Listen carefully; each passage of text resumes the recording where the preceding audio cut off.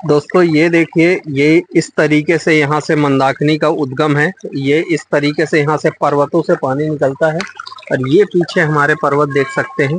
यहाँ से इस तरीके की सैकड़ों धाराएं हैं जो यहाँ पर आकर मंदाकिनी में समाहित हो जाती हैं और यहाँ से मंदाकिनी का उद्गम माना जाता है। यहाँ आगे भी कुछ धाराएं हैं इस तरीके की। ये कुछ बड़ी धाराएं हैं, कुछ छोटी धाराएं हैं।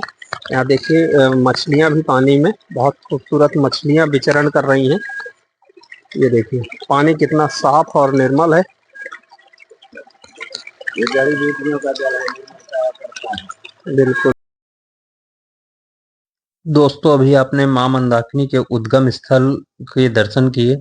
ये स्थान सती अनसुईया में है। हम आप सभी लोग जानते हैं कि माता अनसुईया के प्रताप से जो गंगा हैं वो मां मंदाकिनी के रूप में मंदाकिनी गंगा, इसीलिए इन्हें कहा जाता है। और ये इनका उद्गम स्थल सती अनसुईया नामक स्थान पर है। इस वर्ष कुंभ चल रहा है अभी इस समय।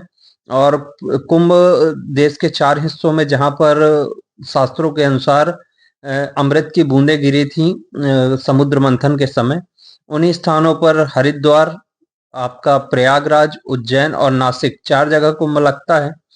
लेकिन उसके साथ ही मंदाकिनी के जो प्रयागराज है वो चित्रकूट से लगभग 130 किलोमीटर दूर है।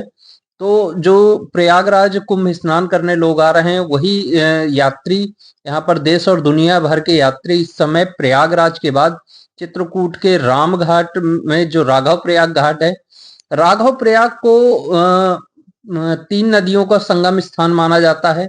मंदाकिनी नदी अपने उद्गम स्थल अनसुईया से राम घाट पर जब आके मिलती हैं तो वहां पर उसमें पैसुनी और मंदाकिनी और सरयू 3 नदियों का जो संगम है वो राघव प्रयाग घाट पर होता है। साथ ही यहाँ पर भगवान श्री राम ने जब अपने पिताजी दशरथ जी का पिंडदान किया था तब प्रयागराज खुद चित्रकूट के राघव प्रयाग घाट पर आए थे। तब से इसे राघव प्रयाग के नाम से जाना जाने लगा है। तो यहाँ का अत्यधिक महत्व है कुंभ स्नान का और पिंडदान का, अमावस्या के दिन स्नान का। तो देश और दुनिया भर के सैलानी इस समय चित्रकूट में कुंभ स्नान करने मां मंदाकिनी के उद्गम स्थल सती अनसुईया और राघव प्रयाग घाट पर पहुंच रहे हैं। मां मंदाकिनी के उद्गम स्थल पर जाकर आप अनसुईया माता के दर्शन भी कर सकते हैं और उद्गम स्थल पर स्नान कर सकते हैं, कुंभ स्नान कर सकते हैं। और साथ ही जब आप राघव प्रयाग घाट या राम घाट पर आते हैं तो यहाँ पर आप मदगजीन नाथ सरकार, जो ब्रह्मा जी द्वारा स्थापित शिवलिंग है, उनके दर्शन कर सकते हैं। साथ ही जो भगवान श्री राम का आश्रय स्थल था वनवास काल में, पर्णकुटी, उसके दर्शन कर सकते हैं। ऐसे अनेकों मंदिर के चित्रकूट में आकर आप इस स्थान पर दर्शन कर सकते हैं। तो जो राघव प्रयाग है उसे 3 नदियों का संगम स्थल माना गया है।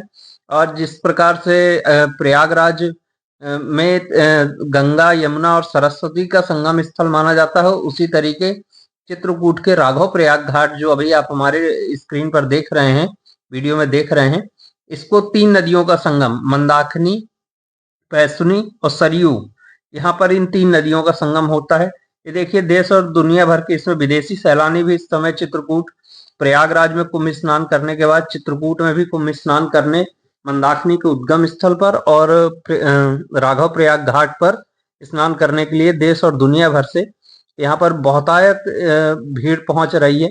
वैसे भी चित्रकूट को धाम कहा जाता है। ये बहुत पवित्र धामों में से एक है। यहाँ अनेकों कथाएं, अनेकों कहानियां और अनेकों धर्मशास्त्रों में चित्रकूट को स्थान दिया गया है। और चित्रकूट बहुत पावन और पवित्र तीर्थों में से एक हिंदू धर्म के माना जाता है। तो आप लोग भी आइए और यहाँ पर कुंभ स्नान कर सकते हैं।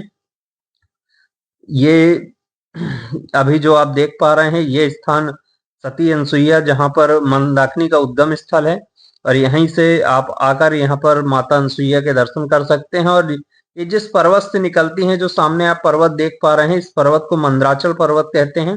और इससे 100 धाराओं के रूप में ये माना जाता है कि सहस्त्र धाराएं, मतलब 100 धाराओं के रूप में मां मंदाकिनी यहाँ पर निकलती हैं। और यहीं से आगे फिर वो चित्रकूट के राघव प्रयाग घाट पर जाती हैं, जहाँ से उसमें पैसुनी और मंदाकिनी और 3 नदियों का समागम होकर फिर आगे की ओर बढ़ती हैं और आगे जाके जमुना जी में मिल जाती हैं। तो ये आपने इस वीडियो के माध्यम से आप दर्शन कर सकते हैं। हमारा ये वीडियो पसंद आए तो आप हमारे चैनल को सब्सक्राइब जरूर करिए, वीडियो को आगे शेयर करिए। आप भी आइए राघव प्रयाग घाट में स्नान करिए। जय श्री सीताराम।